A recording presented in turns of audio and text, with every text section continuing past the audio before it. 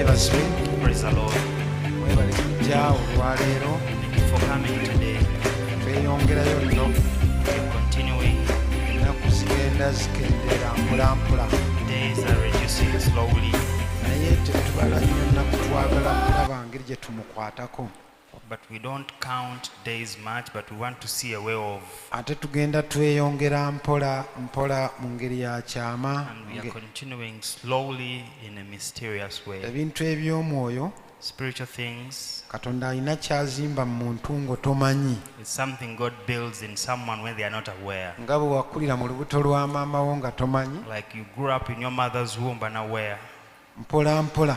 Slowly.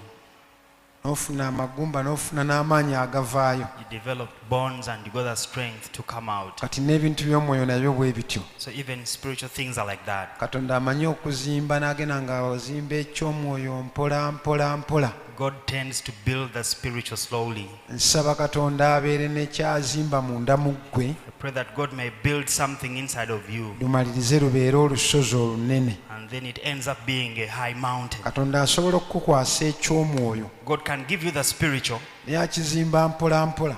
But he builds it slowly. Nga ggwe tomanyi. When you're not aware.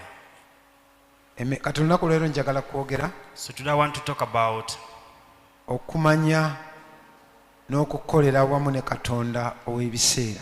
knowing and working with the God of time. Katonda ow'ebiro. The God of season. Katonda gwe wakkiriza Katonda wa biro. The God you believed is a God of season. Kasita oyitwako ekiro oba ofiiriddwa. The moment you miss out on the season, then you've lost. Era ekimu Katonda ky'ayinza okukukolera ne kibanga mu ggabo gwo. And one of the things God can do for you and it becomes your portion. Ne kikubeerera eky'obugagga. And it becomes a treasure. Kwe kumanyisa ebiro n'ebiseera ebya buli kintu. Making you know the times and season for everything. Kasita oyitwako ebiro. The moment you bypass by the oba season. bw'otomanya biseera bya Katonda. Or if you fail to know the times of God. Olafuubana nnyo. Then you strive so much. Buli kintu kyonna kiriko ekiseera. Everything has its time. Era Katonda bw'omusanyusa. And when you delight God. Yakuyigiriza biro na biseera. He teaches you time and season. Kasita omanya ebiro n'ebiseera wali okuwangulako. If you know your time and season, that is where your victory lies. Fuba nnyo ne mu kusaba kuno omugambe Mukama njagala mmanye ebiseera. Endeavor so much even in this prayer session, tell God that I want to know the times. N'eyo mirimu gyonna gye mukola. Even at your workplaces. Buli kintu kyonna kiriko ebiseera, kiriko ebiro. Everything has time and season.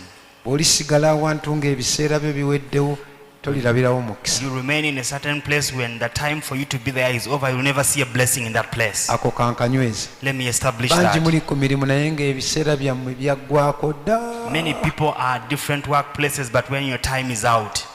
Kati ate kasita ebiseera bikuggwako. And the moment you're out of time, biwakola otandika okubyonoona. You start spoiling what you did before.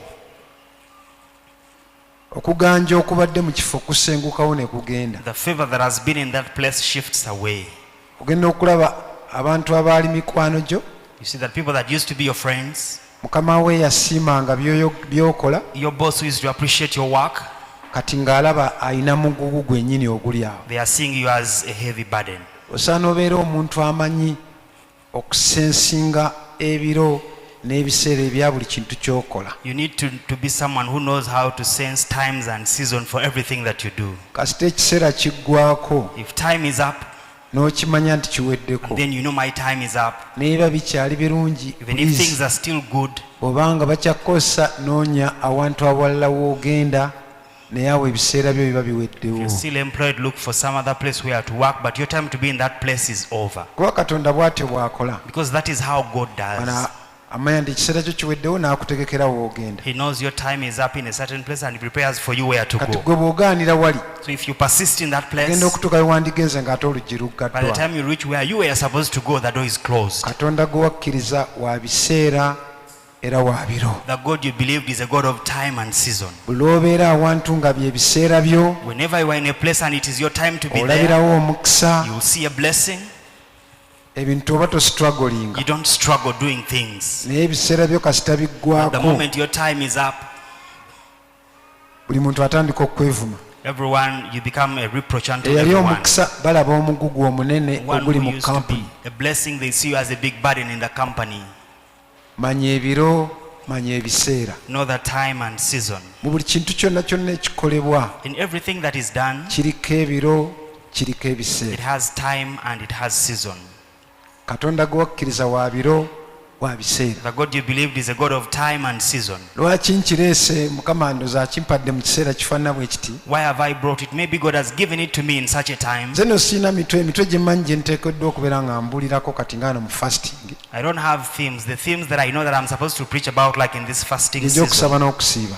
are those of prayer and fasting. Era nsobola okugubuulirako ezennaku temuli. And I can preach for all those days because they're just few days.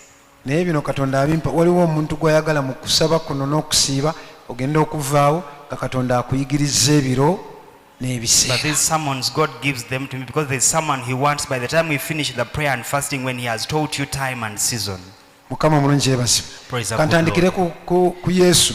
Let me begin with Jesus. Yesu bwe yagenda When Jesus went, bamuyita ku mbaga e Kaana they called eky'Eggaliraaya. him the wedding in Cana in Galilee. Mu Yokaana essula ey'okubiri. In John 2, Kansome ku lusooka olunaku olwokusatu ne waba embaga ey'obugole mu Kaana eky'Eggaliraaya ne nnyina Yesu yaliwo. on the third day there was a wedding in Cana of Galilee, and the mother of Jesus was there. Yesu ne bamuyita n'abayigiriza bwe ku mbaga. Now both Jesus and his disciples were invited to the wedding. Naye omwenge bwe gwaggwaawo nnyina Yesu n'amugamba nti tebalina nvinnyo. And when they ran out of wine, the mother of Jesus said to him, they have no wine. Natuukako mu kisenge awo embaga we yali. Have you ever reached that room where that wedding was? Abantu bangi naddala abakatuliki bagendawo nnyo ne bagenda abafumbo ne bazza obujja endagaano zaabwe. So many people, especially the Catholics, go there, the marrieds, they renew their vows. Yesu ne gye yava eno yava wansi eri awo Kaana kirinaaniganye ne Nazaresi. Cana is close to Nazareth. Nazaresi kyo kiri eri wansi mu kiko. Nazareth is deep down in the valley. Kati Kaana otambula kilomita 3 n'otuukawo. And Cana, you move like 3 kilometers to reach. We wali baazimbawo bulungi byonna ne embaga we yali. They built it so well even where the wedding was. Kati maama wa Yesu So the mother of Jesus, ow'omubiri the physical mother, yali amanyi nti asobola okukontrolinga Yesu mu buweereza. thought that she could control Jesus in ministry. Manyi bino ebintu eby'obuweereza si bintu bya maka. Issues of ministry are not issues of, Kati nze ne mukyala wange now like me and my wife, eby'obuweereza birala, issues of ministry are different ebyawaka birala. and issues of home are different. Ebyawaka kola nga bw'oyagala. Issues of home you can do the way you want. Naye kasita ate etuuka ku ministry But when it comes to ministry, ate awo mbeera ate mulala nnyo. then they are a different person altogether. Amagezi njagala naye matonotono. I want counsel but little counsel. Era abamu mugende wa madamu ne And to mugamba some you go to the musumba wife and you tell her, tell pastor, omala biseera. you're wasting time. Oli bagamba musumba The other one you omufumbire tell her, ennyama tell omufumbire pastor, ebyennyanja n'entula Prepare ebyo nja meat, biwuliriza prepare bulungi. fish. Those ones I'll listen to them. Naye ebyobuweereza But issues of ministry, nze mbiwulirizira wano hear them from here. aye ne mbiteeka ku kapimo. And I put them on a weighing scale. Kati ne Maliyamu yali amanyi nti bino eby'omwana gw'azaala So even Mary thought issues of Jesus, because he's the mother, agenda kuleeta olunderebu lw'abakazi. is going to bring the wiseacring of women. Envinnyo eweddewo. Wine is over. Mutabani, My son, abantu bano bakolere. make wine for these people. Yesu n'amuwa bomuyiino. Jesus Yesu answered n'amugamba her like this. omukyala onvunaana ki kiseera kyange tekinnaba kutuuka. Jesus said to her, woman, what does your concern have to do with me? My hour has not yet come. Nnyina n'asirika. And the mother was Nnyina n'agamba speechless. abaweereza nti ky'anaabagamba kyonna kye munaakola. His mother said to the servants, whatever he says to you, do it. Yali amanyi nti asobola okumukozesa ekintu She kyonna. thought she could make Jesus do anything she wanted. Kati ng'ate Yesu yajja kutuukiriza taata we ali mu ggulu And yet by'ayagala. Jesus came to perfect the will of his Father in heaven. Naye agamba atya, What does he say? tontawaanya ekiseera kyange tekinnaba Do kutuuka. not bother me, my time is not yet. Sikola. Era waliwo enzuunulo egamba nti mwe buli kaseera muba n'ebiseera. Translation that says, for you all the time you have that Musobola time. okukolera mu buli kintu kyonna. You can do everything you want. Naye ye akolera mu biseera. But for him, he operates in time. amuga tontawaanya He's like, do ekiseera not bother kyange me. tekinnatuuka. My time is not yet. Era ekiseera bwe kyatuuka And when time came, n'alyoka abakolera envinnyo. and then he made wine for them. Bayibuli esomesa mu Mubuulizi w'omanyi bulijjo Bible teaches in Ecclesiastes where you know, essula eyokusatu olunyira olusooka. chapter 3 verses 1. Mubuulizi essula 3 olunyira olusooka Ecclesiastes 3:1. agamba bw'ati. He says, Wano ngenda kusomawo akanyiriri kamu olw'okubanga omanyiwo nnyo. I'm going to read one verse because you know this Buli part kintu very kiriko well. entuuko yaakyo na buli kigambo ekiri wansi w'eggulu kiriko ekiseera kyakyo. To everything there's a season, a time for every purpose under heaven. Buli kintu Everything kiriko ekiseera kyakyo has its own time. na buli kintu ekiri wansi w'eggulu And everything under heaven kiriko ekiseera kyakyo. has its own time. Omuntu bw'alokoka When someone gets saved, ekiddako tuba tumulinda okubala ebibala. what is to happen next is for them to bear fruit. Naye teri muti gusobola kubala bibala ne bw'oba weepanka otya nga gukyali muto. But there is no tree which can bear fruit however much you want when it is still young. Olina okugusimba You have to plant it, n'ogufukira ne gutuuka ekiseera kyagwo paka lwe gubala ebibala. you irrigate it until it's right time for it to bear fruit. Kati n'omuntu bw'alokoka So even man, when they get saved, tetumusuubira kubalawo bibala awo era tetumunenya. we don't expect them to bear fruit instantly, and we don't even Tugamba blame them. yakalokoka. We say they have just gotten saved. Naye tumanyi nti bw'amala n'abeera mu kkanisa But we know n'alwamu that after them staying longer in church, kati atuuka ekiseera nga tewakyali amusaasira. they reach a time when no one pities them. Naye kati yeeyisa nga atali mulokole. They behave like they are not born again. Ate abasinga okutereeza obulungi abantu And most people that put people right si musumba. are not the pastors. Musumba yaawa wonna, awa ekigambo kya wonna, Pastor gives a general word, omulimu ne gulyoka gusigalira abakkiriza. and then the work remains unto believers. Be bakubeerako eyo ne bakukuutakuuta ne The ones that talk to you and rub you over there. bakutegula be bakuyimusa be bagenda. As they lift you up, they put you down.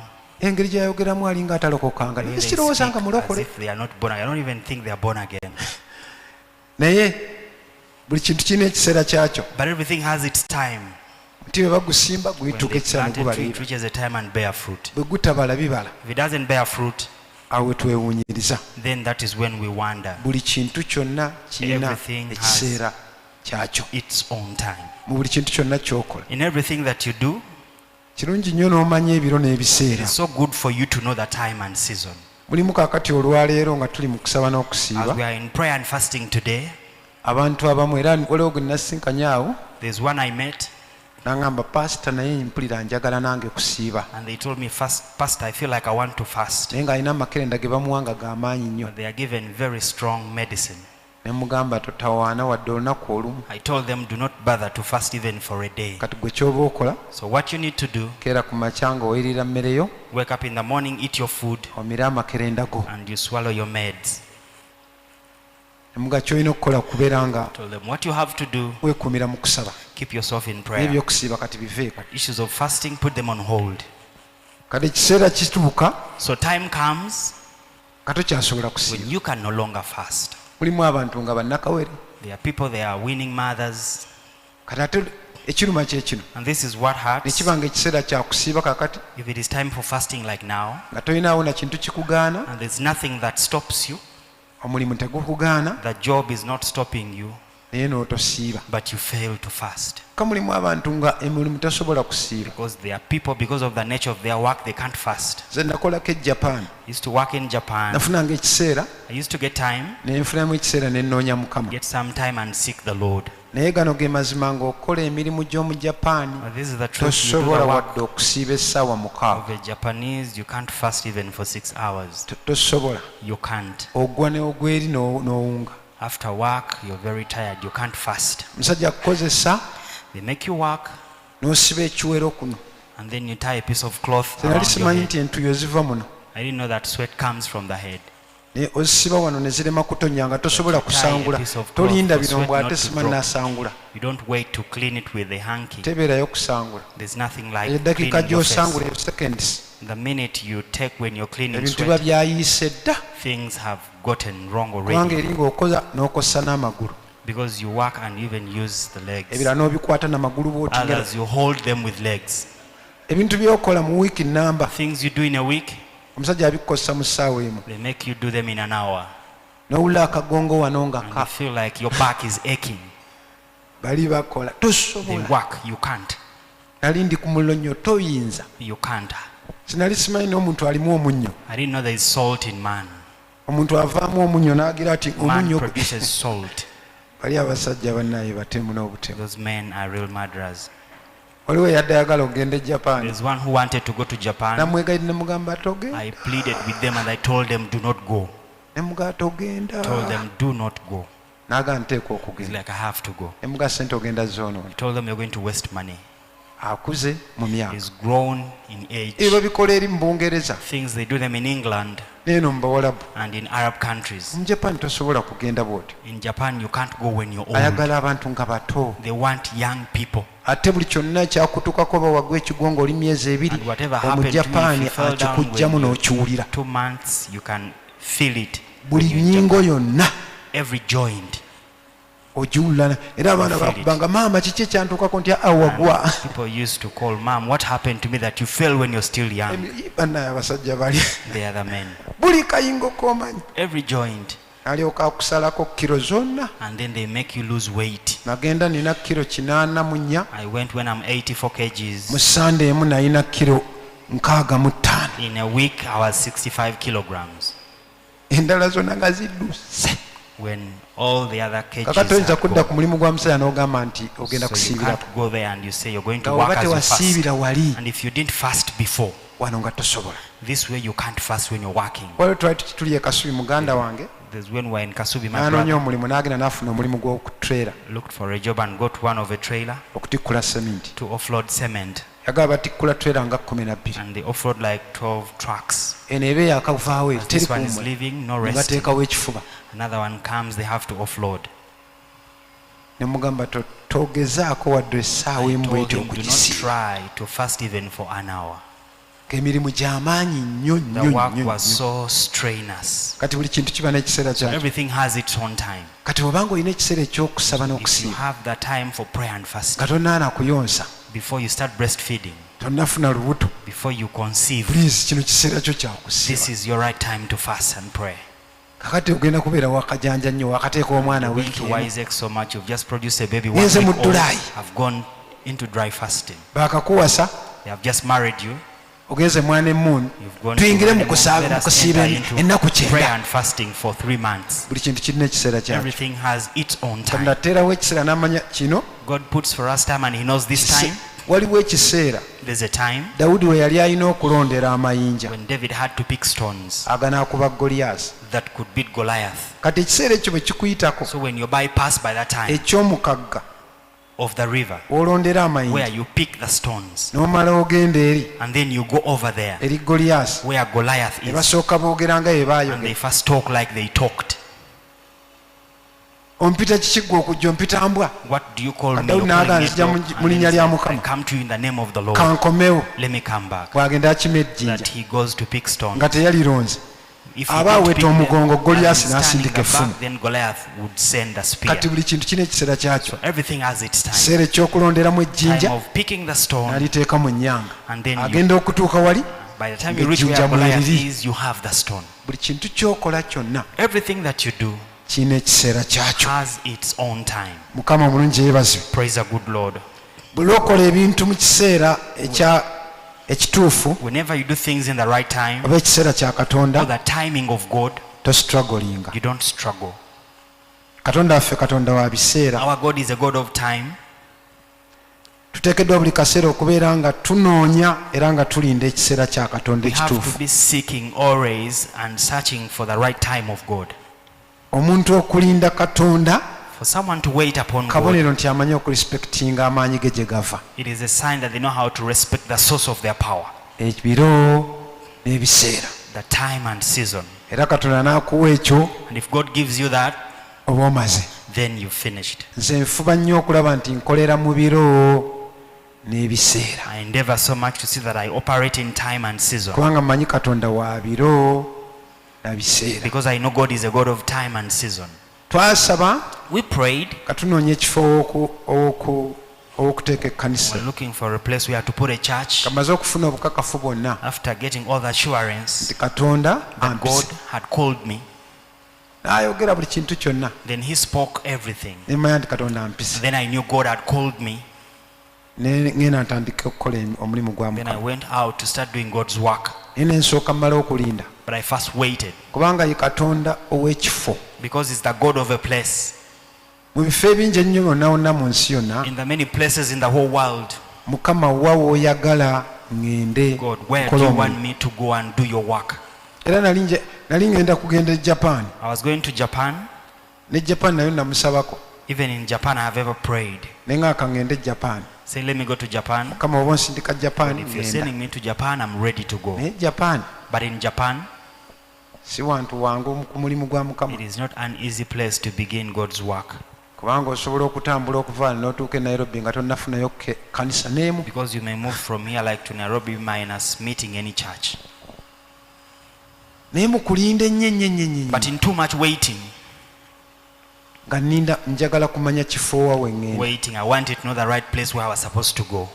Ne tunoonyaako mu bweyogerere n'abo Then we had to bajita, search in Boyogere with those of Pastor Jita, naye nga mpulira si mu bweyogerere. but I felt like it wasn't in Ne Boyogere. nninda Mukama And then I waited upon the Lord amaze okunzikiriza kaakati okukola ekkanisa, after making me accept to make a church. n'ekifo ki we ŋŋenda ekirimu omukisa gwange. But which place am I going where my blessing is? Ekyo nno kyatwala ebbanga ddene. That one took a long time. Nafuna emiti Cold Kampala gye twakozesanga ekidaala, I got poles in old Kampala which we used to make the ne njijjayo ne shades. ngireeta ne ngiteeka awaka, I brought them home, nga nninda ekintu kimu Mukama waŋŋamba genda, waiting for one thing where God tells me to go. emiti enkuyege ne zigirya ne zigimalawo gyonna. And then the poles were all destroyed by termites. Naye nga nze Bayibuli ngiina, But I had the Bible, ate nga Mukama yaŋŋamba dda, and God had told me already, olina bingi n'okusinga bye weetaaga okukola omulimu. you have a lot more than you need to do the work. Naye nga nninda kifo. But I was waiting for a place. Bwe namala okumanya nti Mukama andeeta mu mukono, After knowing God was bringing me to Mukono, tinzijja mu mukono, that I'm coming to Mukono. ne tunoonya mu mukono. And then we searched for a place in Awo ne Mukono. mmanya nti Mukama antwatte mukono, And then I knew God is taking me to ne Mukono. tunoonya mu mukono ekifo ne kibula. And then we looked for a place and we failed to get Naye one. bwe twamala okufuna ekifo wali eri, But after getting that place in the go down, nga tumaze okusasula, after paying, kati awo ne nninda then I waited. lunaku ki Which day lwe ntandika should I begin ekkanisa. the church? Ne nninda I waited kuba ebintu bye nkola mmanyi nti nkola bya Mukama, because the things I do, I know I'm doing them for God. ye abirabirira nnyo n'okusinga nze, He takes much care of them than he cares about me. paka ne nafuna olunaku olutuufu Till I got the right day tintandika bwe that ruti, I'm beginning this Sunday, awo ne tugenda ne tulyoka tuggulawo. and then we went and opened. Katonda wa biro, God is a God of time, Katonda wa biseera. He is a God of season. Era bwe twali tukyali wali And when we were still there, nga tukyali batono, still few, ne mpulira ng'ekiseera eky'okufuna ettaka kituuse. felt like time of getting our own land was due. Naye ng'abagenda okufuna ettaka tetulina akawunti, But the people thinking of getting a plot of land, we never had an account. empaayo nga teriiwo kumpi. The offering was like not there. Ne Katonda kasita amala n'ayogera ye Katonda But ow'ebiro. the moment God speaks, He's a God of season. Kasita ebiro bimala ne bikuyitako. The moment you miss out on time, Omusajja we twali wali yali atwagala nnyo, the man who we were renting loved us so much. twamusasulanga bulungi, We used to pay him well. tubeera tusasudde emyezi nga 9 mu maaso, Pay like 9 months. kati tulinaawo na mutawaana gwonna. So we had no problem with him. Naye lumu mba neebase, But one day I was sleeping, omusajja n'ayima eri nga ku luguudo, and then the man stood like along the road n'ansongamu bw'ati. and then pointed at me. Naye nga omusajja ono ansonzeemu. And then I'm like, why is this man Nagenda pointing at me? okinoonyanga So when I ebiseera searched byange for it, eby'okubeera awo my time of being in that place nga biweddeko. was over. Ne ŋŋamba abantu Told people, tunoonye, ate Katonda bw'amala akusindikira omuntu, and after God sends you someone, naba omukyala yagalaga pasita and tunoonye then there's a lady n'ettaka, who said, Pastor, let us look for land. agenda okukyogeranga kye nalabye. Then when she said it, that is what I was thinking about Ne also. tutandika okunoonya, Then we started naye looking nga for a abanoonya place. tetulina ssente. But people looking for a place Kasita we never had otambulira mu money. biro The moment you move in time n'ebiseera and season, tolibulwa bugabirizi. you will never fail to get provision. Kale ekyo kinvudde ki? Why have I said that? Mu biro n'ebiseera ebya Mukama Time and season of God. etunoonya, And then we had to search. era tugenda okumaliza nga tumaze okufuna. We ended up Singa securing twakeerewa, one. If we delayed era emyezi gyaffe bwe gyaggwako, and when our months elapsed, abamu bamanyi betwajja nabo wano To some people we came here with no. kasita twasendawo The moment we leveled the nze place, nembagamba I told them tusimbula tugenda ku Sande we are tusabira mu setting kifo off kyaffe to go. On Sunday we are having the service in our new place. embaga mukwate ebintu byaffe byonna Told them get all our property, ne babireeta ne babipakira mu kayumba ako brought them and put them in the house. ne bambuuza saavisi eneeba They etya asked me how will the service be. nembaga tujja kuteekawo Told them we shall put, kaffe tukuba ttendo lyaffe and then we start praising. era abaliwo be bakola surprise ngenda okulaba nga baleeseeyo ka tenti ne And bakateeka I wali saw them surprising us with a tent. nze namanya ebiseera byange knew eby'okubeera My wali time of being in that go down. sirinda na kuzimba Don't even kintu wait to construct biweddeko. anything. It's long overdue. buli lunaku lwe mmala wali nga Every ebiseera day I biweddeko spend there, when time is over to be there, banfiira okutambula kwa then katonda I'm losing out on the move of buli God. kintu kyonna kyokola kirina ebiro Everything kirina that you ebiseera do has time and season. manya ebiro Know the time manya ebiseera and know the season. togenda kukuba miisi You will never hit miss. era mu buli kyokola kyonna And in everything that you do, saba ebiro pray for time saba ebiseera and pray for season. oba oyagala okukola ekintu kyonna If you want to do anything, biro time biseera and season. kasita mmanya nti kino ekiseera kye kya mukama The moment you know this is the time of God, nzijjayo obusobozi bwange I n'amaanyi bring out gange all gonna my strength and ability.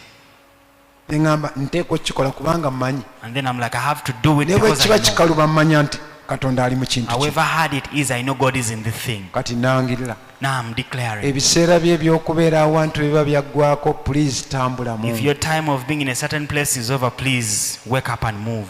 ate n'abaana ba katonda bagwe baddala mwayinza okugenda n'asiba And children of ebikunta bye God, n'ava ew'omusajja someone n'agala can go biweddeyo and they collect their things and they leave the man's house. They're like, my time of being here is over. kujjako nga wayingirayo ng'oli namba 2 gwe Unless you byaggwako entered as second byaggwako wife. olunaku lwe wayingira gwe If you entered as second wife, your time ended the day you entered that house. ne bw'obeera ku mulimu But if you were at workplace, ebiseera kasita owulira nga the biweddeko moment you feel like time is over ebyokyo kyokola of being ate where oyinza you are, n'okuba ng'olina kyokola you may be doing something. ogenda okulaba And then you see ng'ebiseera biweddeko nga gwe time weekozesa is over and you're nga self-employed. katonda alina ekirala kyayagala okukutwalako nga God wewali wants omukisa to gwo take you to some other thing where your blessing is. mukama yeebazibwe Praise the Lord. buli kyopulaninga kyonna okukola Whatever you plan to do, kibaako ekiseera it has time. buli ofiirwa ekiseera Whenever you lose out on time, oba ofiiriddwa katonda then you're losing out on God. mubuulize essula ey'omunaana olunyolo mukaaga Ecclesiastes 8:6 agamba bw'ati says, kubanga buli kigambo ky'oyagala okukola kibaako ekiseera kyakyo n'okuteesa kwakyo kubanga obuyinike neso nzijagalawo kali because for every matter there is a time and judgment. buli kintu kyonna ky'oyagala okukola Everything that you want to do, kibaako ekiseera it has its time. kibaako ebiro It has season. manya ebiro manya ebiseera Know the season, know the time. mulimu n'ebintu nga katonda ayagala okikole There are even some things God wants you to do, nga bw'olikikola and when you do it, gwogenda okuba nga akitandise abalala baligenda okujja nga gwomaze okijjamu ssente you will begin it. When others come to do the same, you'll have gotten money out of it already. abalala bagenda okugirira nga By gwe the wavuddewo time dda others wake up when you've left already. nze bwe ntyo bwe nkola That is how I do. n'ennyumba yange gye nzimba I have my house I'm building, era nabagamba nga wano and I even told nembaga you here nnindirira mukama that I'm waiting upon God. naye bwaŋŋamba nti tandika But if He tells me to begin, ne bwe mba sinaawo nnusu even if I don't have money, nja kugenda mu kirombe ngula ebbulooka 2 I'll go and buy 2 bricks, nsimewo akantu then I dig something, ntandikirewo and then I begin from there. ninda ebiro I wait for the time, ne nninda and ebiseera I wait for the season. ne ndaaza And then I waited. ne nkuba pulaani I made a plan, ne ngisabira prayed for it, ne ntandika okusonda busente started bwange collecting my money. ne nninda mukama I waited upon God. wakati mu kulina nga nze nninda ddoboozi Amid this waiting, I was waiting for mwaka the ne voice. gugenda And then a year went ne by, ŋŋenda nga nsiga and then I went on sowing. mwaka ne gweyongera omulala Another nze ne year, ŋŋenda nga I nsiga went on sowing. naye mba ndi awo But when I was there, kwananga nti ekiseera ky'okuzimba ennyumba God told me time of building a house kituuse has come. awo ne bweba bakuyita nti oyinza kunnemesa There, even if you're called who, you can't fail me. era nsaba And I pray okulaba nti mmanya ebiro n'ebiseera to see that I know the time and season. kati kandeete Now let me bring ekinfudde okubeera nga ndaba omukisa mu bulamu bwange what has made me to see a blessing in my life. mukama yankwatirwa ekisa God was merciful unto me. amanyi okuntegeeza ebiro He knows ebiseera to tell me time and season mu byenkola in what I do.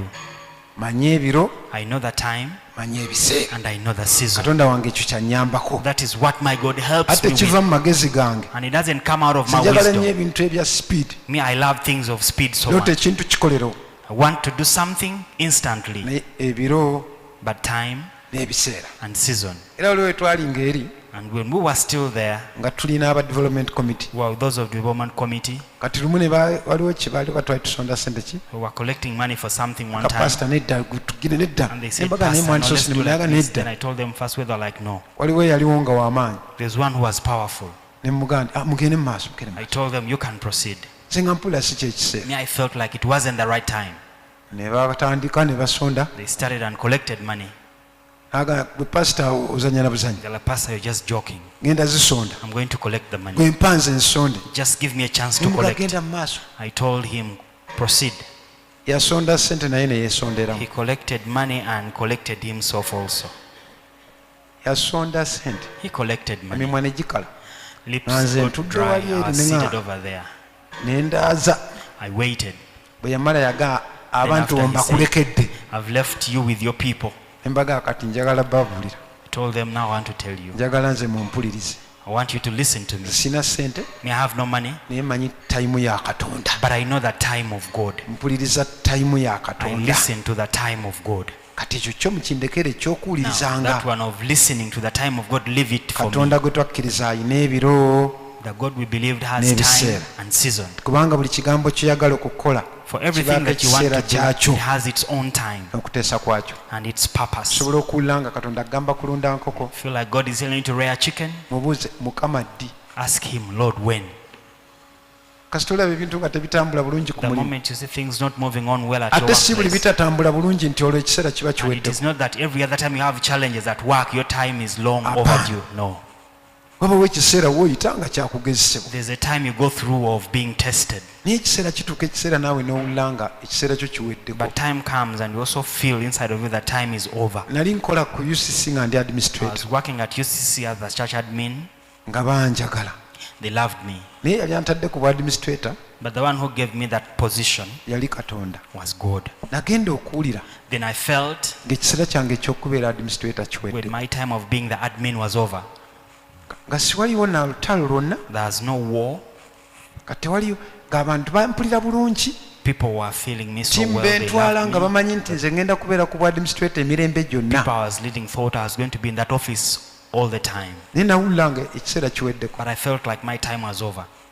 ne ŋŋamba be nali nabo be nali nkola nabo Then I basekuta told the people I was working with, embaga mbabuulire I told them, should I tell you? ekiseera kyange mpulira nga kiweddeko I feel like my time is over. ne ngenda ku lusozi ne mpulira nga I went to the bye prayer nandikoze mountain, ku I felt ucc like kasubi time nga was over. mpulira What I was supposed to do biweddeyo at UCC Kasubi was over.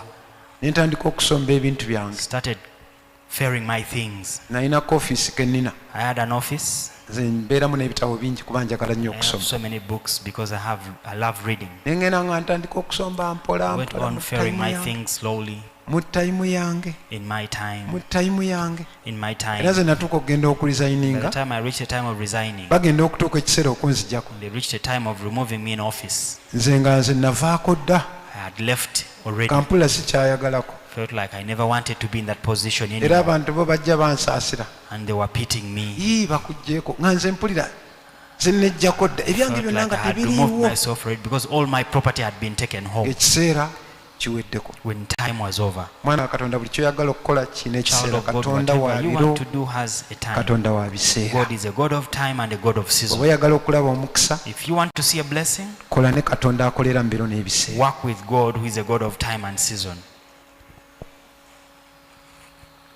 okukola wakati mu biseera bya katonda gaba magezi Working kabonero ka magezi amidst the timing of God is a sign of wisdom. mu kitabo kyamu ebyomumirembe ekisooka essula 12 In 1 Chronicles 12, isirayiri yakolanga bweti used to do like this. yalina ekika They had a tribe batabani ba isaakaali of the sons of kati bo nga bamanyi ebiro n'ebiseera Issachar. They knew the time and season. bo bamanyi ebiro n'ebiseera They knew the time and season. kati isirayiri yabateekanga wali So Israel used to put them there bo nga be bababuulira And they are the ones to tell them, kino ekiseera kyakulwana, it is now time for war. kino ekiseera si And kyakulwana. this is not time for war. Bayibuli esomesa mu lunyolo 32 Bible teaches in verses 32, ne ku baana ba Isakaali abasajja abategeera ebiro bwe byali okumanya ebigwanidde Isirayiri okukola, emite gyabwe gyali 200 ne baganda baabwe bonna baabagonderanga okulagibwa kwabwe. and of the sons of Issachar, who had understanding of times, to know what Israel ought to do, their chiefs were 200, and all their brethren were at their command. Bano bo baali bamanyi ebiro These ones knew the time, nga bamanyi n'ebiseera. and they knew the season.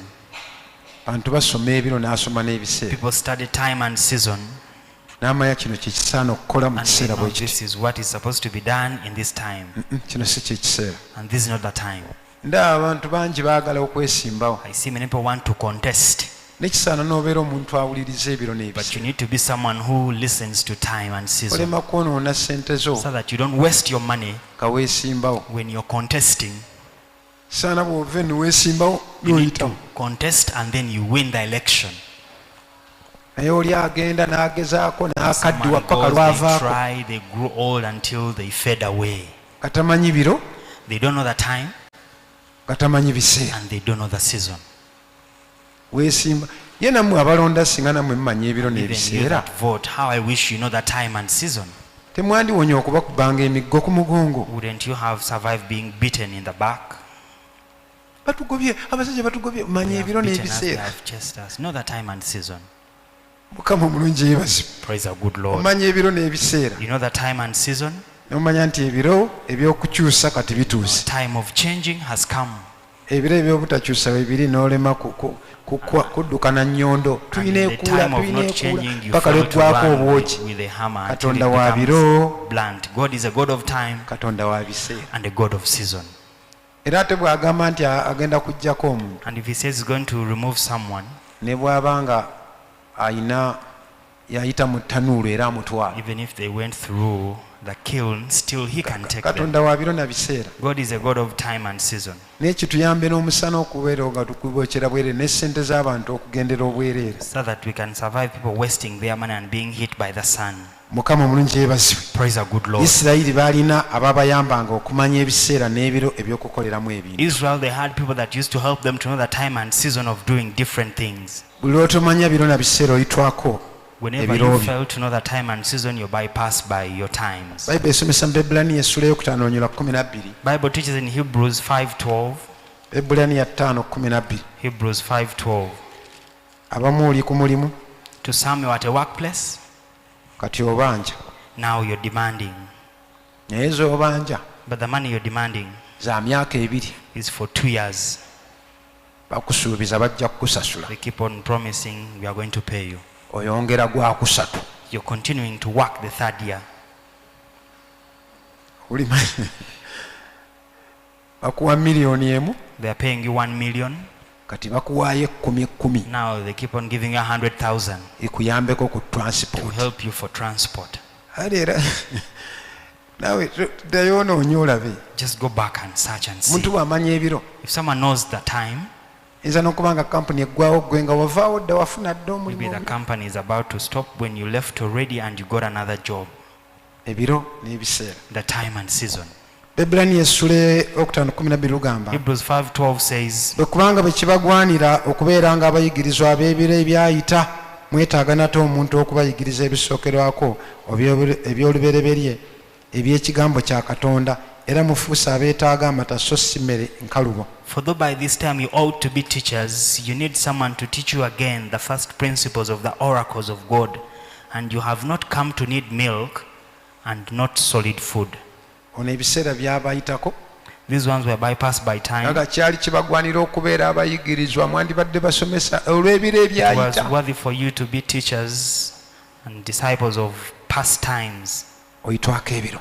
You bypass by time. Olina ekirooto, You have a dream, yagala kutandika bizinensi, you want to begin naye business, Katonda ne bw'akuwa ekirooto, but even if God gives you a dream, noonya, search. Mukama nkitandika ddi? Lord, when am I starting on it? Ddi lwe mba nkitandika? When should I begin on it? Buli lw'otomanya biro Whenever I mw'olina fail to know the okukoleramu, time, where you have to work, toliraba mukisa mu buli kyokola. you will never see a blessing in whatever you do.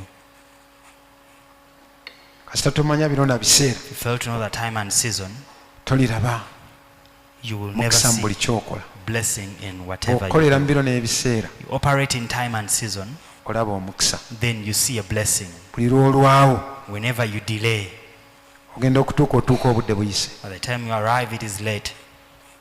Ekyatwaza omukisa gwa Esawu, The reason why the blessing of Esau was taken, Esawu yamiisinga just kaseera buseera. Esau missed out on just time. Luberebere Sula 27, In Genesis 27, Bayibuli egamba Isaaka yali nga akaddiye nga takyalaba na bulungi. the Bible says Isaac was old and he was not able to see well. N'ayita omwana we And omubereberye then he called his Esau. firstborn, Esau, n'amugamba jangu mwana wange, told him, "Come, my son, nkaddiye, I'm old. njagala nkusabira omukisa I nga want to sinnaba pray for kufa. your blessing before I die. Naye bwe mba nje ngenda okukusabira But when omukisa, I'm going to pray for your blessing, njagala ogenda onjiggira I omuyiggo, want you to go and get a hunt for me onteekereteekere nga bwe and njagala, then prepare it the way I want it. oguleete, And then you bring it kusabira omukisa. and then I pray for your Ye blessing." olabye omukisa tebamala gagugabaawe batyo gwa Blessing bwereere. is not just merely given out. Mukama akuwa omukisa. God bless you. Waliwo omukisa gwenkuwa Mukama akuwa omukisa, mukisa gwa bulokozi, God osigale ng'oli bless mu you bulokozi. that blessing that you may remain in salvation. Mukama akuwa omukisa onywerere God mu bless you bulokozi. that you may stand in salvation. Naye omukisa tebamala gagutwalatwala But a batyo. blessing is not just easily taken like that. No. Nze era ngenda mpeereza, I go and minister mpeereza eyo mu makanisa, in different churches, neepakira, transport myself, taddemu amafuta gange, put in my fuel, n'otuuka eyo oluusi ngenda n'amazzi gange which is sometimes I go with my water ge nnaanywako that I'll drink, ne ge nnaanaabako mu maaso. and the one I'll use to wash my face. Ogenda okwebala nga gwe weepakidde, gwe Then weeriisiza. when you look into it, you've transported yourself and fed yourself. Ali omusumba n'ayima wali, And then a pastor stands. omusumba nga bw'agenda akabasabira omukisa. Pastor is going, let him Zero pray for your sikkiriza. blessing. And I don't accept. Ate sibagamba nti tesigaba bwe nti I don't omukisa. tell them I don't pray my blessing like Neepakidde. that. I've transported myself. Nkuwadde omukisa gw'ekigambo, I've given you the blessing of the kati word. onjagaza ki? Now what do you want from me? Naweebwa buwa I was freely given era nkuwadde ekigambo. and I've freely given you the word. Kati bino ne bannange era omusaya byo baagula eri ewaabwe bazimba, kale langirira omukisa. Now declare a blessing. Bw'onkaliriza ennyo engeri gye nina ensonyi nga When you nkwata force me so much microphone because I'm shy, I get a microphone nga ngutandika. and then I start praying. Bayambe, Blessing. obawe Let amagezi. give them wisdom. Nyoola ekisalaasala awo. You just create some Oba prayer for okiyinamu them. amagezi n'otegeera. If you're wise, then you understand. Naye sumula nze naye mukisa I teri mukisa gwa don't bwereere. release the blessing. There's no blessing for free. Era mulimu oli ajja, And there's one who comes. pasita njagala ompa nsabira omukisa, Pastor, I want you to pray for me a blessing. genda I'm kuzimba nnyumba, going to build a house. n'aleeta ebbasaali, And they bring the envelope. n'ogamba ategeera, And you're like, they understand. n'osimbula omukisa. And then you pray blessing. Oyagala yenkana etya, oyagala ennyumba bweti, Which size of the house? This size, okay. n'osaba omukisa. And then you pray Ogenda blessing. okubikkula nga ataddemu 5,000. When you open, they have put in 5,000. Ogwo ogwange gukomawo bukomi. And then you're like, my blessing, I'm withdrawing it. Bannaye tubeere nammwe b'amazima. Let us be people of the truth. Siyinza kukwatulira naye I can't naye confess to beera you, w'amazima. but be true to yourself. Kakaniriza omusajja ndi wano, nsula wano, I'm here, I spend nights here. naye nina obuliri. Also have a bed. Neebaka n'embeera wano, bwe nva wano ne ŋŋenda ku lusozi, empewo Stay here. n'efuuwa. When I leave here, I go to the prayer mountain, I be in cold. Kakaniriza ŋŋende nga ntabuti twala Now I omukisa. go just releasing, take a blessing, take a blessing. Ebisiibo nange mbibaddemu ebyayagala n'okunzitirayo. I've been in fasting and I almost wanted to die. Naye nja kukubanga touch receive. So keep on saying, touch, receive. Ate kati abaweereza baatuyigiriza n'obukodyo. And ministers who were given tricks. Pasita tusabire omukisa kale. Pastor, pray for Mwenna us abayawanika and omukono. All of you there, raise up your Touch. hand. Receive. Era receive. Oba oli agira n'aleeta kikooti n'awuuba kikooti. Someone just N'agamba brings a mubake coat kikooti. and they swing it. Bw'alaba ow'amagezi n'aga When gwe they see jangu someone wano. who is wise, they tell them, you Gwe come, jangu wano. you come. And then they lay 2 hands on them. Touch. Receive. Kono ogugjayo na mangu tegugaanirayo. You remove your hand very fast, lest it remains. Esawu Esau n'agenda went atandika okuyigga. to start hunting. ekyamisa Esawu omukisa The reason why Esau failed to receive Katonda the ebintu byonna blessing, yabipanga God planned everything. ye nga yapanga nti Yakobo yajja okugutwala. For him, he had planned that the blessing would be Yakobo taken n'akola by enkolagana Jacob. ne maama. And Jacob related with the mom. Maama ye yawulira It is the mom who had. naga mwana wange dduka It's like, my son, ogende run, mu kisibo go to the flock, akwate ku mbuzi zange ze pick zirya one of my goats, olongoose byonna byonna and yamuwa then amagezi. slaughter it. The mom is the one who gave him counsel. yamanyi tesiti ya Isaaka She's the one who knows the taste of Isaac. eri There, Esawu lyo ne litandika kugoba. and Esau started running after wild animals. Singa Esawu yali mugezi If Esau was wise ku nnyama gye yali afuna of the meat he was getting, yali aterekako. he could spare some. Taata bwe yandigambye njagala mukisa When the dad would say, I want to give a blessing, namuga daddi waliwo gye naleese he's eggulu like, lyo "Daddy, lirya there's some I bulirirawo brought yesterday." For him, lyamaddu he eats everything and he finishes his greedy. ligamba ate ensolo zaaweddeyo mu nsiko It's like our animals over in the jungle. tezinaakuggwayo. They are not over. N'agoba And then he runs after them. ono n'aleeta n'ateerawo And this one brings and serves the dad. akawo ne kawunya. And then the sweet aroma. Maama amanyi The mom knows tesiti ya taata the taste of dad. n'asaba.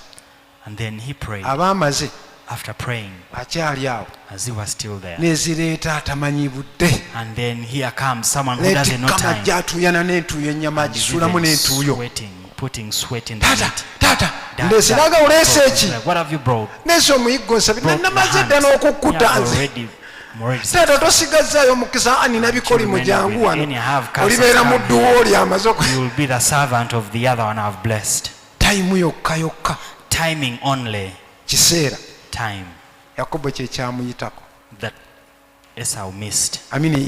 Esawu That Esau missed. kasita yayitwako ekiseera The moment he missed out on time, yasigala akaaba. he remained crying. buli oyitwako ebiseera Whenever you miss out on time, buli kaseera obeera mu kukaaba. every other time you've been ye tears. kankugambe ne kino And let me tell you this also. mu buli kintu kyonna Katonda alina ekintu kye yategeka mu bulamu In everything, there's something God prepared in your life nga bw'oli kikola ogenda kulaba omukisa. that when you do it, you're going to see a blessing.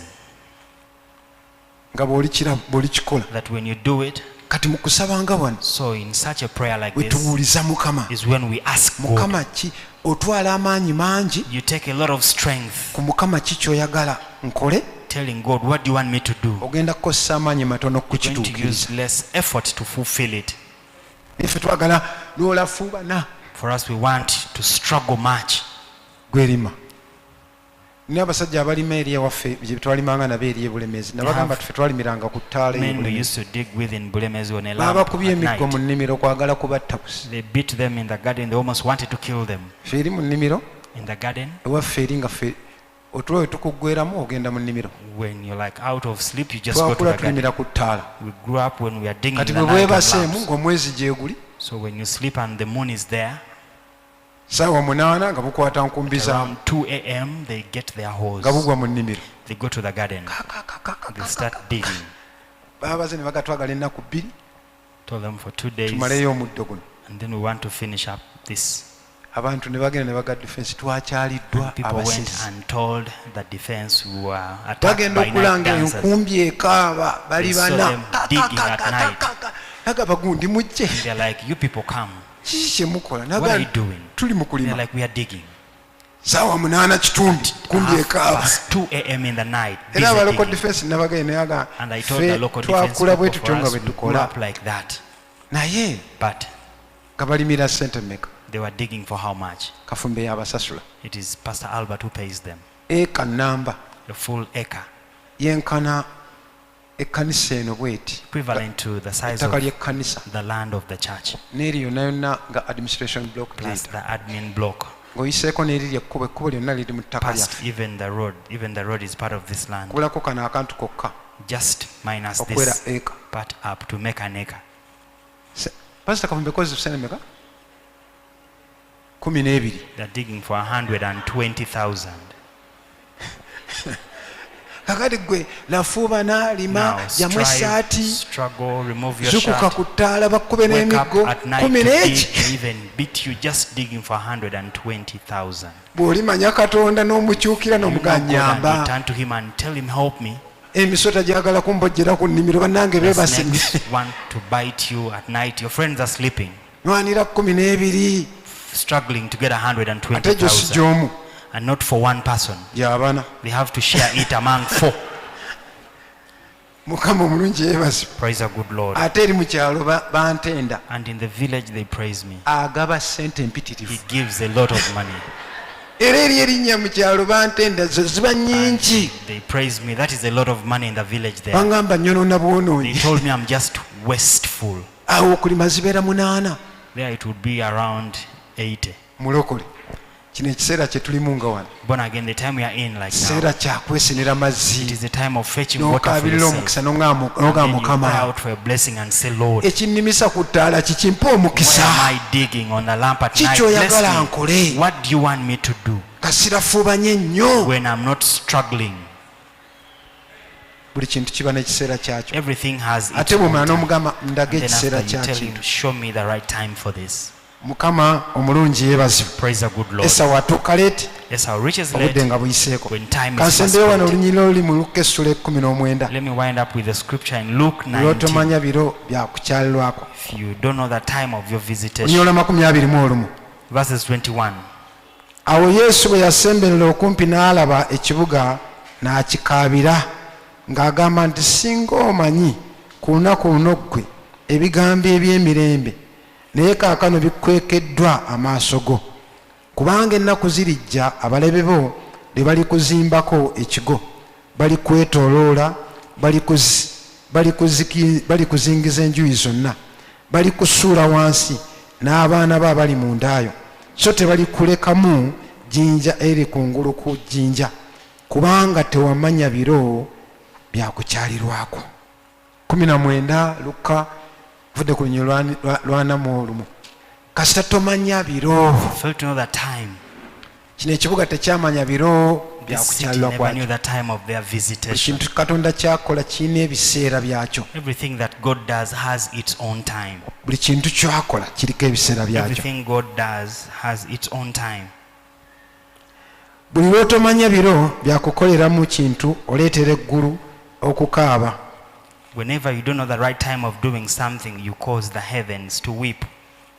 Kino okulaba byokola nga si biwandikoze. See, what you're doing is not what you're supposed to do. We wandibadde ate Where you're siwooli. supposed to be is not where you are. Alaba oli ku mulimu They see you at a certain workplace. okaayana Katonda osaba You're arguing, you're praying to Come God, Lord. Mukama bansasule n'agalaba. And it's Buli like, kintu see, kirina ebiseera byakyo. everything has its Yesu bwe own yatuuka time. ku kibuga yakikaabira bukaabizi. When Jesus reached the city, he just Aga wept. tewamanya biro It's like you byakukyalirwako. didn't know the time of your visitation. Buli lw'otomanya biro buli Whenever you kyokola don't know the time, olemererwa. in whatever you do, you fail.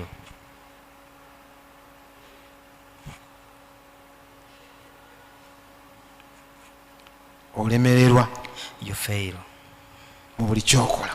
in whatever you do. Kibanga okulembeka amazzi It is like mu collecting kiseera water ekyekyeya.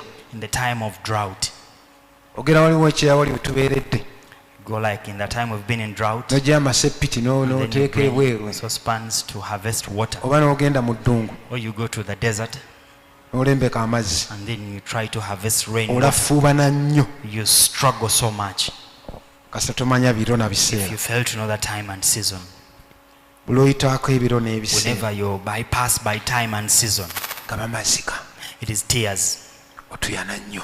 You sweat so much. Saba Katonda I pray to God ayambe abantu be bakozesa that He may help the people that are employed, bamanye ebiro n'ebiseera nabo okwekolera ebyabwe. for them to know the right time and season, for them to start their own work. Katonda yakuwa amagezi naawe osobole okuba nga weeyimirizaawo. God gives you wisdom that you can sustain yourself. Amaanyi n'ogawa omuyindi n'okolera And omuyindi. then you give your strength and power to the Indian, you work for them.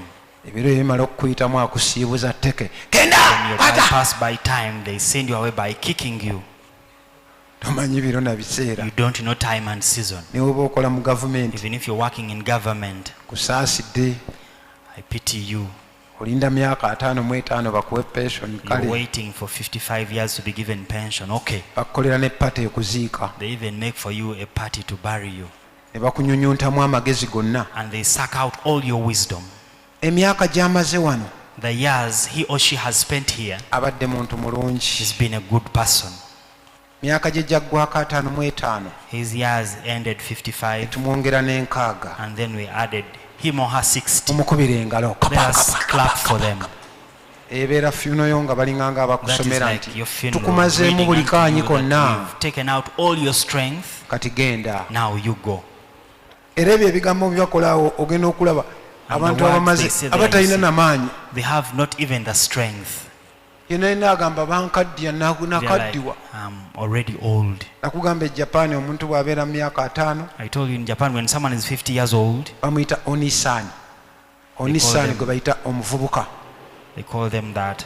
kakati bano aba wano baziika muvubuka. So now people here bury youth, olyoka okomawo ku kyalo and then you come back to the village, n'olembeka mazzi. you start harvesting saba rainwater. mukama azibule amaaso go Pray to God that He may open your eyes, omanye ky'olina okukola and then you know what you're supposed to do. ekiri kuyamba. That will help you. okoledde abalala okumala You've ebbanga worked for others for a long time. naawe ekiseera kituuse naawe It is high time for you also okole ku kikyo naawe okozeseeko ku balala. to work upon yourself and you employ others. nsaba mukama I pray to God, abaayitwako ebiro people that were bypassed by time, nga bwe tuli mu kusaba as we are n'okusiiba in prayer and fasting, babagobe to be terminated from work, batere bagende ewaabwe that they may go to their own, awali omukisa. where their blessing is. ŋambye abaayitwako I've ebiro said those ones who were bypassed by time, abataayitwako biro those who are not bypassed by kusaba time, n'okusiiba in prayer and fasting, babakuze. I pray they get promotion at their workplaces. naye abaayitwako ebiro Those ones who are bypassed by wulira time, okusaba kwange this is my prayer. bajjeeyo Remove them from those workplaces, bagende bakola and ebyabwe. they go and start their own things. baliwa n'abaana baabwe They will even give to their children. ebiro The time n'ebiseera. and season. katonda wa biro, God is a God of time. katonda wa biseera. God is a God of season. yitwako ebiro Be bypassed by time, genda kukaaba you're going to cry, n'abaana bo and bakaaba. even your children will cry. toba na ssanyu. You don't have joy. ozuukuka n'okola omulimu nga tolina ssanyu. You wake up and do a work without joy. biro byakuggwako. You missed out on time. noonya Look, naye buli ovaawo but whenever you wabaawo leave, oluggi katonda lwe yaggula. there is a door that God opens for ate you. nga lwo lwa mukisa. And when it is a door of a blessing, mukama mulungi ebasiba. praise our good Lord. ebiro n'ebiseera. Time and season. kankusaba olimuke ku magulu. Because you to rise up on your feet. biro n'ebiseera. Time and season. mukama akuyambe God help you, akutambulize mu biro make n'ebiseera. you move in time and season. nali muntu aluusi nga mmanyi okwebaka ku buliri Sometimes I used to sleep on bed, oto nituntwalirayo engeri gye twakoowanga ennyo. and then I'm taken by sleep since we used to be so tired. era oluusi maama And sometimes yangwangako mu mulyango nga nfuluma. mom could land on me on the doorway when I'm moving out, neebaka kungulu sleep on topo, ogenda okuwulira then you hear ng'ayita, when she's calling, Semakula, Semakula. Semakula, Semakula. saagala kuyita mwana mirundi mingi. I want to call someone many times, naye ng'ate obuliri nabwaze. and yet I had kati laid the yabanga bed. ayita So she was calling. ne ŋŋamba siyinza kuva mu buliri I nga was like, sibwebase. I can't leave bed minus sleeping eno in mpita it. banyingira mu buliri ndiwakiri n'ebikkamu You call kodde me as I sitote enter tuntu bed, at least I try to sleep in it for a ako short ke while. n'ebikkamu So that time I cover myself. nkeereya ogenda okugira kuti ng'akutuuseeko mu Then by mulyango the time you try to wake up, she's already on nempita you. n'akutulugunyamu awo. And then she tries naye to ng'ebiro eby'okwebikka punish you. byampiseeko. But time of covering myself was long kati bayita overdue. okuzuukuka So they called me to wake up. saagala obutunula noka You look at wangi yourself and you're like, yes, wangi ndimu kwebikkako. as I'm trying to cover myself a little at saagala least. weebikke I ng'obudde don't want you to bukedde cover nga yourself Semakula. when it is morning. wanika emikono waggulu Hands in air. gamba nti yesu Say, Jesus, njagala onjigiriza ebiro I want n'ebiseera you to teach me time and season. kubanga omukisa gwange Because my blessing guli naawe. is with you. gwe katonda ow'ebiro You are the God of time era gwe katonda ow'ebiseera. and the God of season. jigiriza okukolera ebintu mu biseera byo Teach me to do things in your time. nemu okuyitwako ebiro Let me not bypass by time n'ebiseera. and season. jigiriza ebiro Teach me time mu buli kyenkola kyonna in whatever I do. nkolere mu kiseera I may work in time kubanga awo wali omukisa gwange, because that is where my blessing is. awo wali okuwangula That is kwange, where my victory is. awo wali okubotola kwange. yimusa eddoboozi lyo. Lift up your voice. mukama abantu mbagambye bw'oli katonda ow'ebiro n'ebiseera ate nga tekyegandika ekyo ky'oli kwebaza ayi kabaka abakabaka ebiseera byentambuddeko naawe nkulabye ng'onnyamba. Nsaba ekyo ekinnyambye nenkolera mu biro n'ebiseera nembijjamu amaanyi gange nembijjamu amagezi gange nenzikiriza n'onkulembera nenzikiriza n'onnuŋŋamya nenzikiriza n'onkwata ku mukono. Mukama ndabye bulungi wo, Mukama ndabye ekisa kyo. Bwe tukolera mu biro n'ebiseera Mukama tubeera abantu abatambula n'omukisa, tubeera we tuteekeddwa okubeera. Waliwo wootusuubira okubeera naye bwe tutamanya biro na biseera otulinda awo ate ffe nga tukyali mabega. Bw'omala okuvaawo ate ntulyoka tutuuka. Naffe twagala olwaleero Mukama tubeere nga batabani ba Isaakaali boyogeddeko mu by'omirembe ekisooka essula 12 Olunyolwa 32 ng'awo baali bantu abamanyi ebiro era baayambanga nnyo Isirayiri n'abaganda baabwe bonna ne babagonderanga. Mukama oli Katonda ow'ebiro n'ebiseera. Oyogedde mu kigambo kyo n'ogamba nti buli kintu kyonna wansi w'enjuba kiriko ebiro n'ebiseera. Tusaba ayi kabaka abakabaka wuno oyogedde mu Zabbuli essula 119 Olunyolwa 26 ng'obudde butuuse Mukama okukola omulimu. Waliwo omulimu gw'oyagala okukola mu buli ssekinnoomu. Ekigambo kyo nga bwe kyogedde nti obudde butuuse okukola omulimu.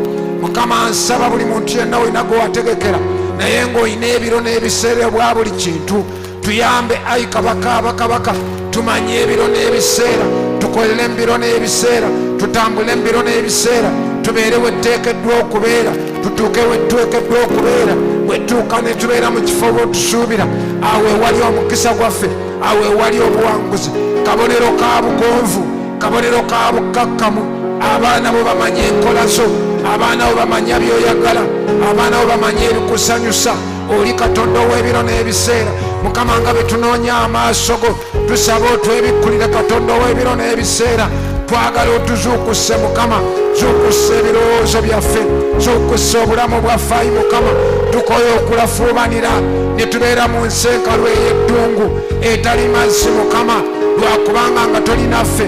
Twagala wonna we tugenda Mukama, twagala wonna we tukolera Mukama, tubeere abantu ab'ebiro n'ebiseera. Bw'onoowa omukisa abeera mu biro n'ebiseera byo. Yakobo bwe yali oyagala omuwa omukisa n'ogukyusa okugujja ku muganda w'Esawu, ono wamukwatisa biseera, olinaagwa ebiseera. Mukama tusaba abantu bonna abatambulidde mu biseera. Sawulo yalemererwa biseera, teyamanya biseera byo ne yeeyanguyiriza okukola ebintu.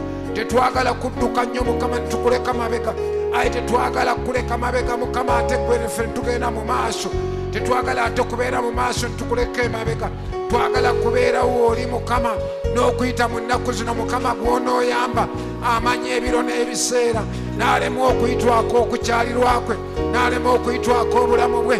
Ne mu kiseera kino ekyokusaba n'okunoonya amaaso go waliwo Mukama Taata gweyagala okukwata ku mukono, kubanga kino kiseera kyakusamba mataffaali, kiseera kyakusimba bisenge byaffe eby'omwoyo, kiseera kyakunywezebwa.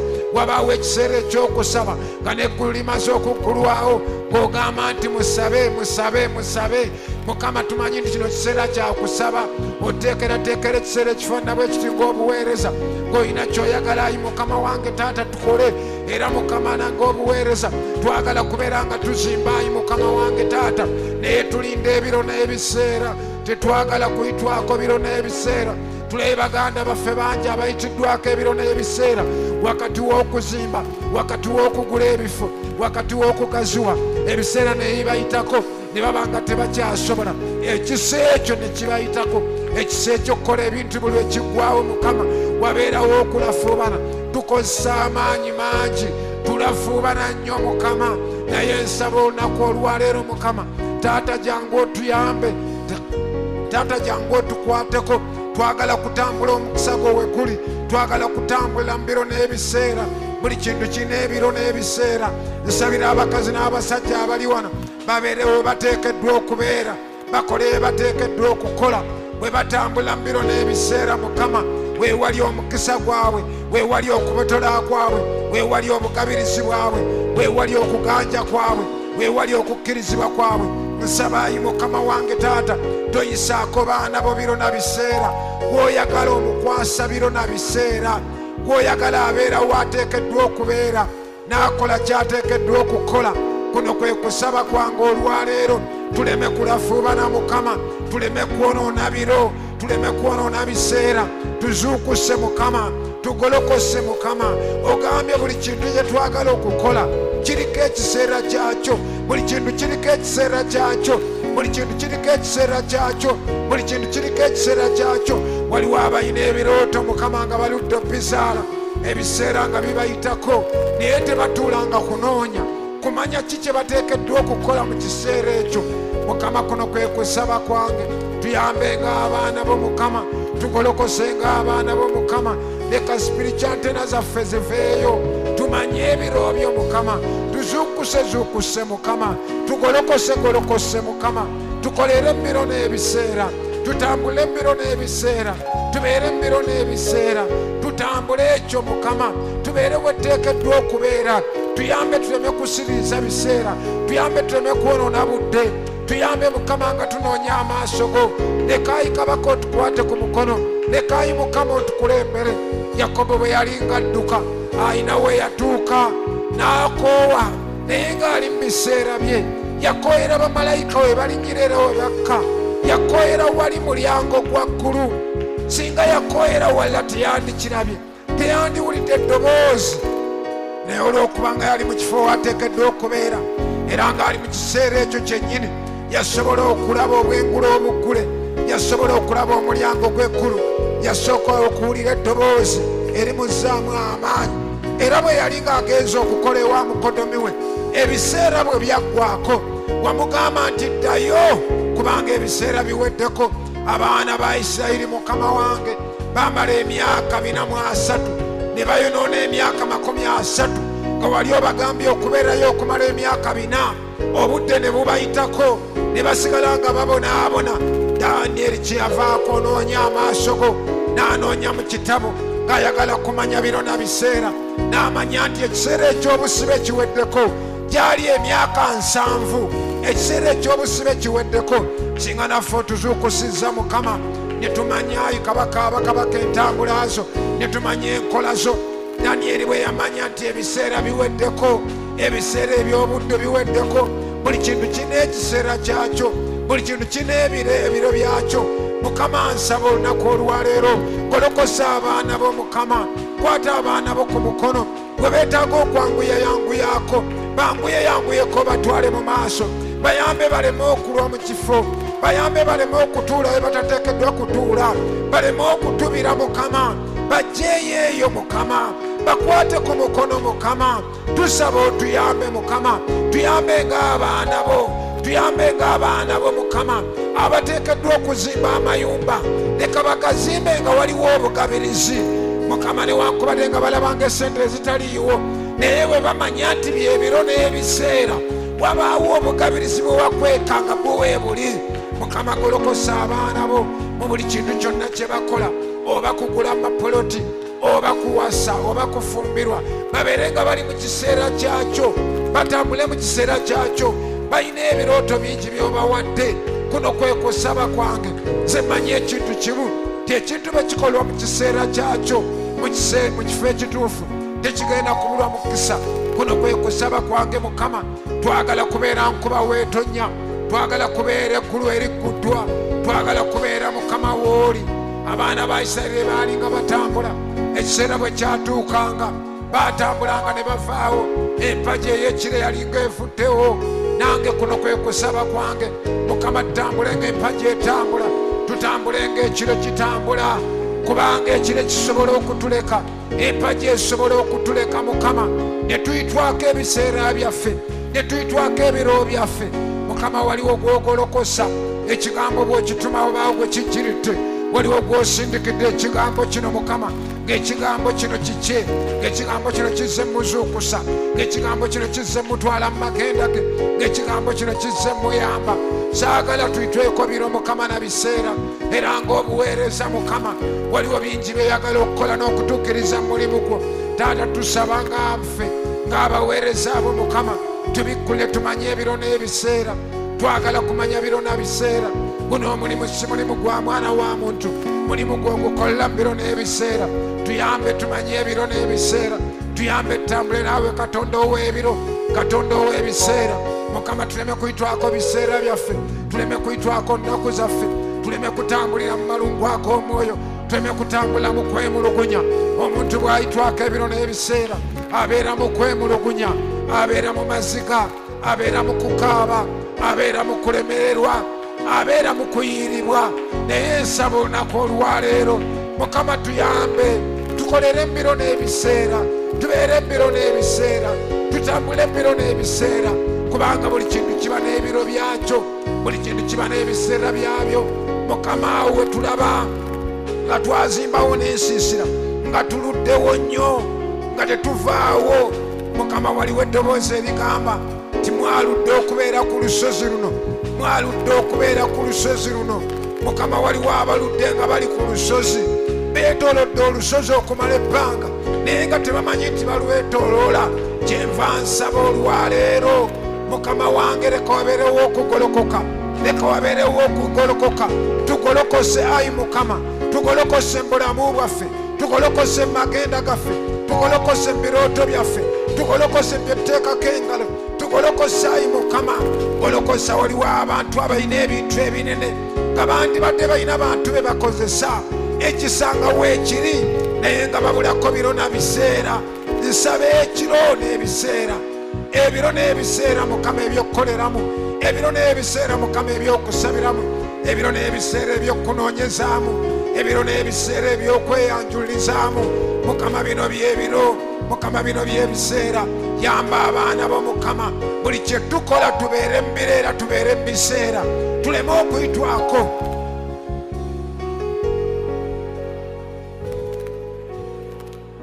Kankusaba oyimuke ku Zabbuli essuula 10:19.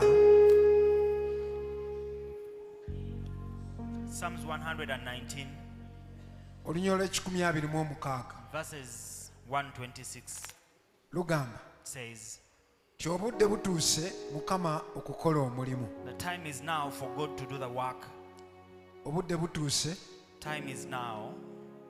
Waliwo akalala kali era mu Zabbuli omukagamba nti kubanga obudde obwalagirwa butuuse. There's another one in Psalm says, for the appointed time has come. Obudde butuuse. Time has come. Lusome. It is time for you to act, O Lord, for they have regarded your laws as void. Obudde butuuka nga Katonda agenda kukola.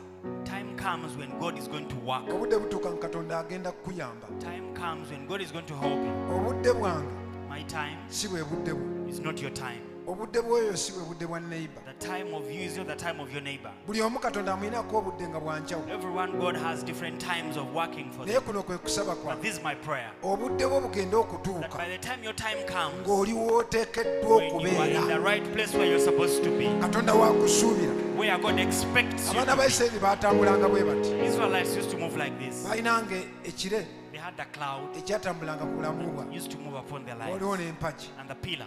Bwe kyatambulanga Whenever the cloud moved, nga nabo batambula. they had to move Bwe also. kyayimiriranga Whenever it stopped, nga batuula. they had to stop. Kati kino kye kiruma. So this is what hurts. Ekire okutambula For the cloud to move, ate ggwe and then you n'osigala ng'otudde. remain seated. Kire ne kigenda ne kikuvaako. The cloud moves away from you. Kaba kabonero. It is a sign, Obukuumi obwandibadde ku bulamu bwo protection that would have been upon your life tebuliwo buli walala. is not there, is in a different place. Omukisa oguli awo The blessing there gwavaawo dda guli walala. shifted already. It is in Katonda another place. akusuubira kubeera eri God expects you to be somewhere, gwe ng'okyali wano. and then you're still Ate this kino way. kye kiri ku And this is what muntu. is upon man. W'olabidde omukisa Where you've seen a blessing, toyagala kuvaawo. you don't want to leave that place. Gw'ogamba gusize wano wokka. For you're like, bring the blessing Naye to me nsaba. from this place. But I pray, Ekire bwe kiba nga kitambula if the cloud has moved, tutambule n'ekire let us move with the nga cloud. tuliko okuluŋŋamizibwa We kwe. have the direction of heaven. Ekire bwe kiyimirira When the cloud stops, oyimirire n'ekire you stop with the obeere cloud. w'oteekeddwa And okubeera then you be where you're supposed to okole be. ky'oteekeddwa You do okukola. what you're supposed to Awo do. wali obuwanguzi bw'abaana ba That's Katonda. where the victory of the children of Katonda God wa is. biro, God is a God of Katonda wa time. biseera. He's a God of season. Muyina ebirooto bingi. You have many dreams. Mwagala okugula puloti. You want to buy plots. Ne bw'oba toyina ssente Even if you don't have money, osobola okusala amagezi. You can devise Mukama means. n'akuwa amagezi. God gives you counsel. Akuleetera ebintu. He brings you things Ekiro kasita ebiro nga biba bituuse. if the time has come. Genda okulanga omuntu alina ekintu ng'atuuse. And then you see someone with what you want has come. Nga bw'ogenda gy'ali And when you go to them, obugabirizi bugenda kujja. provision is going to Nga come totuuyanye. without you struggling. Naye obudde kasita bumala okuyitako. But if time has gone, Olwana nnyo, you struggle so much. ofiirwa nnyo, You lose out so much. olemererwa You nnyo. fail so much. Buli kintu kirina ekiseera kyakyo. Everything has its own time. Nsaba tukolere ebintu mu biro. Pray that we may do things Kiseera bwe in kiba time. If kyakuzimba, it is time for building, ng'osimba. you build. Nga n'eggulu weeriri nga Even lireeta the heavens obugabirizi. are there bringing you provision. Mukisa gwa Mukama The blessing of God gubeera mu biro bye. is in His time, Si mu buli kiro kyonna kyonna. not in every time. Era buli kyokola kyonna. And whatever you Bayibuli do, esomesa n'egamba Bible teaches and mu says, kitabo kya Ngero essula 16 Proverbs 16, olunya olusooka verse 1, nti okuteekateeka kw'omutima that the preparation of heart kw'abantu is unto men, okutuukiriza ne kuva eri but Katonda. perfection comes from God. Ng'oteekateeka pulaani zo, You prepare your plans. nina ekirooto ekyokukola kino n'ekikola. I have a dream of Naye doing this and okutuukiriza that. kuva eri But Katonda. perfecting it Kati comes Katonda from wa God. biro, God is a God of time. Katonda wa biseera. He's a God of season. Abantu bonna All people ab'amaanyi that are mighty, abalabye that omukisa have seen a blessing, bamanya ebiro they know that time n'ebiseera and season we bakolera ebintu byabwe. in which they do their things. Museveni kasita yamanya ekyo When Museveni got to know that, n'agenda mu nsiko. he went to the bush, Yamalayo ebbanga ttono myaka etaano spent there a little while, Yagendera mu 5 biro. years. He went in time ne mu biseera and season. ng'abamuyambako weebali. When people to help him are there, Abaganda nga bakuwadde ne bagali be bamukweka. when Baganda there to help him, they used to hide him. Singa teyagenda If he didn't go ebiro ne bimuyitwako. and he was bypassed by time, Kino kyonna ekyokubeera pulezidenti teyandikibwa. all this of being president, he wouldn't have been. Kumanya biro, Knowing time kumanya biseera. and knowing season. Saba Katonda Pray to God. akubikkulira omanye He ebiro, reveal to you and you know the time. gitwale nga nsonga nkulu, nsonga Take it as an yakusabira. important issue to Mukama njigiriza ebiro, teach me time, njigiriza ebiseera. teach me season, Oleme kusigala mu kintu. so that you don't remain in something. Osigala mu kintu nga You kyaggwako dda. remain in something when it is over already. Nze ndaba abantu nga bazina. I see people, Oli bateekako oluyimba, they put a zino song, ennyimba zammwe eziriko. the Kati nga songs of yours. kati amazina gemuzina mazina ki agaliwo. Which dance do you Mama dance Mukama now? Mukama mbulira ani bulira. Kati baleeta amazina, So they bring a certain oli style of n'azinako dance. ga nkaaga. Someone dances the styles of 1960s. Gagwe oli mu ga nkaaga. You are dancing the styles of 1960. Buli kintu kiriko ekiseera kyakyo. Everything has its own time. Katonda lwa biro, Katonda wa biseera. God is a God of time, He's a God of Oba season. oyagala akuyambe, If you want Him to help you, noonya Katonda w'ebiro, look for the God of season, Katonda w'ebiseera. look for the God of Wali wali time. omukisa gwo. That is where the blessing is. Katonda w'ebiro, Katonda w'ebiseera. God of season, God of time. Golokosa obulamu bwaffe tumanye nti oli Katonda Close our w'ebiseera. lives that we may know you're God of time. Mu buli kye tukola kyonna, Whatever we do, Mukama Lord, osobola okuyamba abaana you bo can help your children. nga bakikusabye. If they have asked, N'obayigiriza ebiro, then you teach them time, n'obayigiriza ebiseera. teach them season. Okulafumana kuba kutono, Then struggling is less, omukisa gubeerawo, the blessing is available, obuyambi bw'eggulu the bubeerawo. help of heaven is Buli available. muntu lw'abeera mu biro n'ebiseera. Whenever everyone is in time and Ekyo kye season, nsumula ku bulamu that is what bwaffe I release upon our nga bwe lives. tunoonya amaaso We are go. seeking your face. Tuyambe Mukama, Help us, tuleme Lord. kukolera mu maanyi We don't gaffe, work in our strength, naye tukolere mu kubeerawo but kwo. we work in your presence. Nsaba I pray otuyigirize ebiro, that you teach us time, otuyigirize ebiseera. teach us season. Buli kyonna kye tukola, Whatever we do, wonna we tuli, wherever we are, tutambulira mu biro, moving in time tutambula mu biseera. and moving in Bwetyo bwe season. tunaabeera That n'obujulizi. is how we shall have a testimony. Kama nsabira abaana I bo, pray for your children. oyongere ekisa kyo. You abound your Bwe grace. tusabira mu biro We n'ebiseera, pray in time and season. obwengula bubeera buggule. The heavens are open. Tubosaba ne tubotola. We pray and get a breakthrough. Bino biseera bya kubotola, This is a time of bino breakthrough. biseera bya kusaba, This is a time of biseera prayer. bya ggulu kutuwulira, Time of heaven biseera hearing Katonda us. mwagololera omukono Time when God stretches His ng'agamba nti hand, mubimpe, saying, "Give them biseera to me." Katonda waddiramu Time when abaana God be. answers His children. Mukama nsaba ogolokose I pray you are wrong. abali wano n'abali ewala, People here and far. bamanye ebiro, To know time. bino biro byaffe, This is our time. bino biseera byaffe, This is our season. bino biseera bya kuyambibwa, Season of being bino helped. biseera bya This is a kugolokosebwa, season of being bino biseera bya kuweebwa magezi, season of being given biseera bya kubagulibwa, Season of being biseera stand bya up. kugenda ku ddaala Season of ddala, going to another level. biseera bya kuwangula, Season of victory. si biseera bya kunafuwa. Not season of Mukama glory. tugolokose, Lord, mu kiseera kifaanana bwe kiti enkuba ey'omwoyo ng'etonnya mukama etonye ku mitima gyaffe mukama tukulabe ng'obuweereza waliwo ekyomwoyo kyoyagala otuteera waliwo eddaala lyoyagala otutwalako waliwo obuwanguzi bweyagala otutwalako mukama kuno kwe kusaba kwange tuleme okuyitwako ebiseera tuleme okuyitwako ebiro ng'abayusisi mukono bino biseera byakukolera mu mikono gyaffe biseera byakutumbiira biseera byakugenda mu maaso kuddiza ekitiibwa kulumizibwa okuyita mu linnya erya Yesu. Amen. Tukyeyongerayo.